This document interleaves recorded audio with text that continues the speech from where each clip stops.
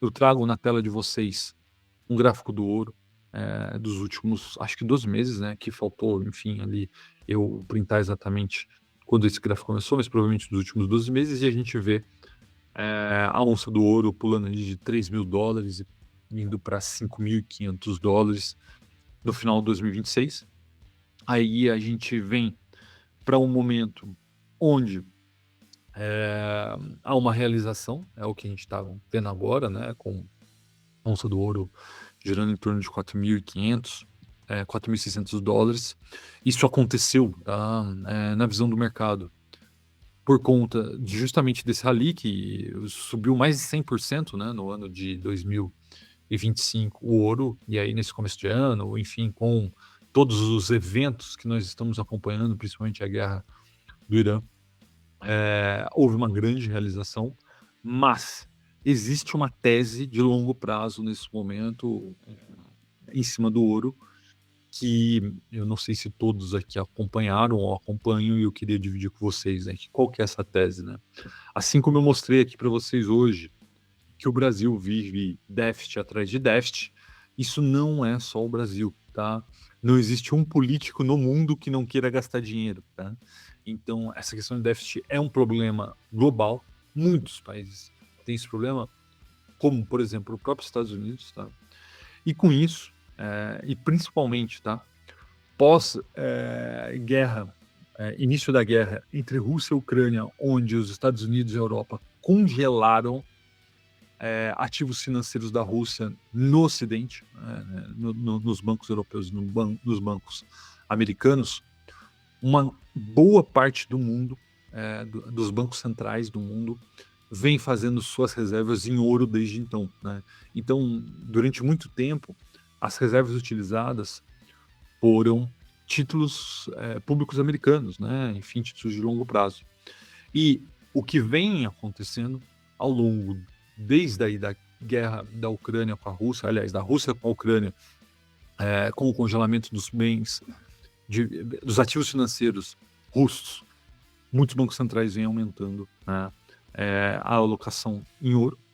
E, além disso, com a queda esperada de juros do Fed, que já vem acontecendo, né, que inclusive impulsionou todos os países emergentes, o Brasil também, essa, diminuição dos juros pelo Fed também empurra dinheiro para o ouro, né. Então esse gráfico que está na sua tela, vou aumentar ele aqui, ele mostra aqui uma altíssima correlação entre o preço do ouro, né, que é a linha azul, Gold Price, e a linha vermelha, que é, EM Equities, né, ou seja, ações de países emergentes, tá.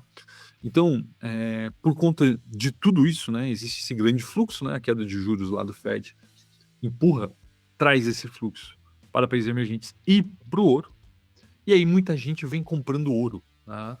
Então, vou colocar aqui, por exemplo, um ETF aqui no Brasil, Gold 11, né, Gold 11, nos últimos 12 meses sobe 37%, aqui ó, nos últimos 5 anos, que nem dá 5 anos ainda, né, porque, enfim, até deu aqui 5 anos, sobe 142%. Então tem muita gente comprando ouro, né. E vocês me conhecem há muito tempo, vocês falam assim: "Pô, Rafael, você não gosta de ouro, né?" Não, não gosto, né. E aí eu trago aqui aquele gráfico que vocês já viram uns zilhões de vezes, mostrando que no longo prazo nada bate as ações. E aí você tem ali o ouro basicamente repondo inflação. E aí tudo bem, você tem uma tese de inflação no dólar por conta do déficit e tal, mas na minha visão não continua sem fazer sentido você comprar ouro. No entanto, existe um tipo de empresa que vem se beneficiando muito, muito mesmo com o rally do ouro, que são as mineradoras de ouro, tá? Então, semana que vem, vai sair no Cashflix um relatório sobre uma nova tese de investimento atrelado a mineradoras de ouro, mas eu já aqui em primeira mão, para quem acompanha a mentoria, eu já tenho aqui um material que eu posso dividir com vocês, né? Feito por nós aqui, né? Cashwise, Cashflix, enfim, nosso grupo, mostrando o seguinte, né? que é possível você se expor à tese, né, de mineração de ouro, que faz super sentido, né, dentro da tese que a gente está vendo desse rally de ouro, para você se expor a essa tese através de mineradores de ouro, onde você tem um ETF específico para isso, que lá nos Estados Unidos é o GDX, tá? Então, eu vou descer aqui. O que tem dentro desse ETF, né? Quando eu compro o GDX, eu tenho aqui essas empresas, essas 10 maiores empresas, como aquelas que têm a maior composição desse ETF, tá? E aí você vê aqui que são empresas mineradoras que ficam em países como Canadá, Estados Unidos, África do Sul, Austrália, tá? E aí tem empresas aqui de produção, como a Barrick Mining, como a Anglo Gold, empresas de royalty, como a Franco-Nevada, tá? Esse ETF, ele te expõe às maiores mineradoras globais do mundo, tá? E aí eu vou colocar aqui na tela de vocês, eu vou colocar o ETF lá de fora, né? Nos últimos 2 meses vem sendo bem significativo a sua alta, justamente por conta do rally do ouro, né? Você imagina que o custo de produção não mudou absolutamente nada nos últimos 2 meses, ou se mudou, mudou muito pouco. E o que você vendia por $3.000 a onça, hoje você vende por 4.500 e estava vendendo até outro dia 5.000, 5.000 e pouco, né?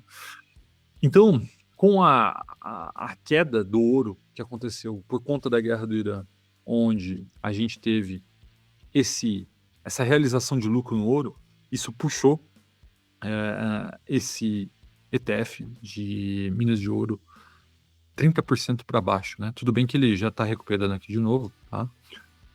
E a gente entende que essa é uma tese que faz sentido. Por quê? As teses macroeconômicas permanecem, né? Então aqui, déficit fiscal recorde, bancos centrais comprando muito, né? Os próprios fluxos para ETFs. E é consenso hoje no mundo, a projeção do preço do ouro, que o ouro vai permanecer nos patamares atuais e possivelmente pode até subir, né? Então você pega aqui, por exemplo, JP Morgan, projeção $5.000 a onça, Goldman Sachs 4.900, Wells Fargo $6.000 e por aí vai, né? Então basicamente, qual que é a mediana para esse ano de 2026, tá? $5.800 a onça. E aí o que acontece, né? Quando a gente compara, por exemplo, mineradores de ouro, que é o GDX com o SP500, por quantas vezes o lucro negocia SP500 nesse momento que a gente fala? Mais ou menos 30 vezes o lucro, né? Tudo bem, tem muita empresa de tecnologia ali, mas enfim.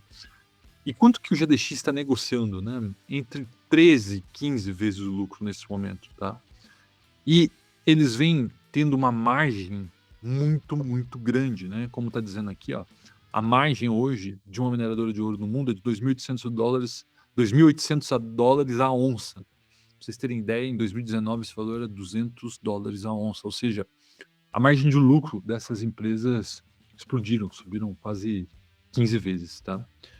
E quando a gente olha o comportamento dessas empresas de mineração versus o preço do ouro, a gente tem aqui o que a gente chama de uma alavancagem operacional, né? Ou seja, um beta alto, porque essas empresas elas têm um beta de 2 a 3 vezes do preço do ouro, ou seja, se o ouro continuar subindo, eles tendem a subir 2 a 3 vezes mais, mas mesmo que ele caia, a gente tem aqui o lucro das empresas que sustentam os preços atuais, tá? Então a gente fez uma série de projeções, tudo isso vão estar aqui, ó, um comparativo, né? Enfim, todo esse material vai ser disponibilizado para vocês semana que vem, tá? E eu tô dividindo com vocês por quê? Porque a hora que a gente for para 1 milhão com 1.000, a gente vai já colocar esse ETF na nossa carteira, mas como não tem o 1 milhão com 1.000, né? Ele acaba se expondo só através da B3, né, da Bolsa Brasileira.